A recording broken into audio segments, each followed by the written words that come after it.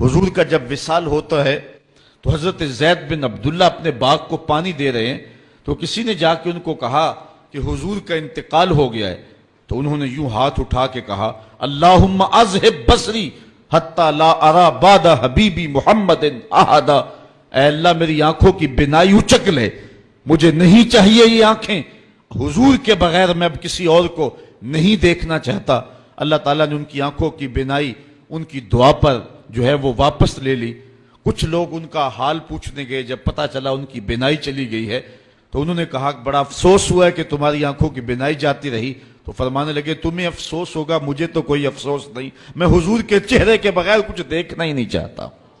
یہ پیار کی وہ انوکھی داستان ہے کہ جو آپ کو کائنات میں کہیں بھی نہیں ملے گی۔ حضرت حسان بن ثابت رضی اللہ تعالیٰ عنہ کے اشعار پڑھیں جو حضور کے وصال پہ انہوں نے کہے ہیں، اس میں وہ فرماتے ہیں حضرت حسان بن ثابت کاش کہ مجھے کالا سانپ لڑ جاتا اور میری زندگی کا خاتمہ کر دیتا۔ سیدہ فاطمہ کہتی ہیں سبت علیہ مصائب لو انہا سبت علی الایام سرنا لیالیا، کہ میرے اوپر وہ مصیبتوں کے پہاڑ ٹوٹ پڑے ہیں، اگر وہ مصیبتیں جو ہے وہ روشن پر پڑتی تو وہ بھی سیاہ راتیں بن کے رہ جاتی۔ تو یہ محبتوں کی کیفیت، انسان تو انسان رہے۔ وہ غضبہ نامی اونٹنی جس پہ حضور سواری کیا کرتے تھے تو وہ حضرت سیدہ فاطمہ کی دہلیز پہ سر رکھ کے باقاعدہ آنسو بہایا کرتی تھی۔ وہ یافور نامی حضور کا دراز گوش قبیلہ بنو سلیم کے کنویں میں چھلانگ لگا کے اپنا خاتمہ کر لیتا ہے، جب حضور چلے گئے ہیں تو ہم نے جی کے کیا لینا ہے۔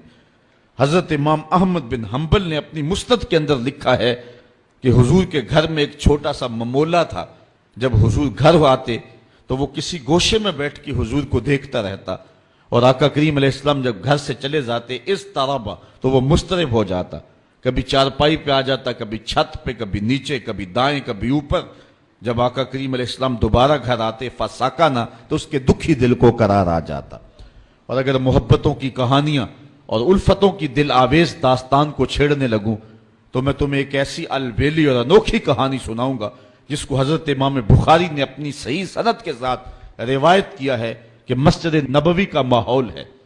آقا کریم علیہ السلام منبر پہ جلوہ فراز ہوئے، ابھی خطبے کا آغاز ہی ہوا ہے کہ ایک جانب سے سسکیوں کی آواز آنے لگی، کوئی پھوٹ پھوٹ کے رو رہا ہے۔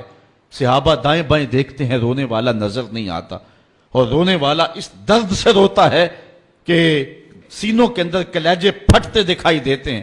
اس کے لہجے میں گداز اتنا ہے اور درد اتنا ہے کہ صحابہ دائیں بائیں دیکھتے ہیں، رونے والا نظر بھی نہیں آتا، لیکن اس کے رونے کی ہچکیاں اور سسکیاں زہرا گداز ہیں، کلیجہ پگھلا دینے والی ہیں۔ اللہ اکبر۔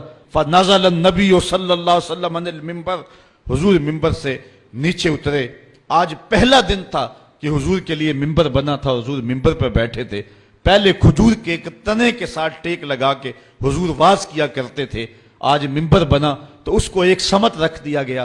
رونے والا یہ وہ خشک تنا تھا جو حضور علیہ السلام کی جدائی کے اندر تڑپ رہا تھا۔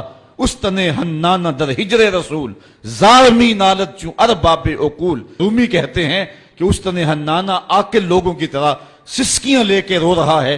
آقا کریم علیہ السلام آئے اور اس تنے کو حضور نے اپنی باہوں میں لے لیا۔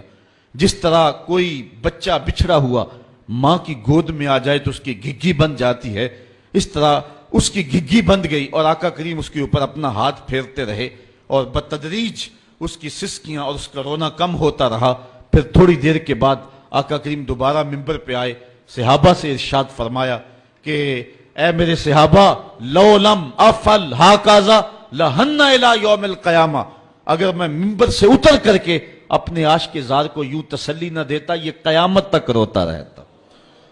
حضرت امام محمد بن سیرین ایک بزرگ ہوئے ہیں، آپ فرمایا کرتے تھے کہ جب حضور کی محبت کا عالم یہ ہے کہ خشک لکڑیوں کو بھی جدائی برداشت نہیں ہے تو حضور علیہ السلام کے جو غلام ہیں پھر ان کی محبت کا عالم کیا ہوگا۔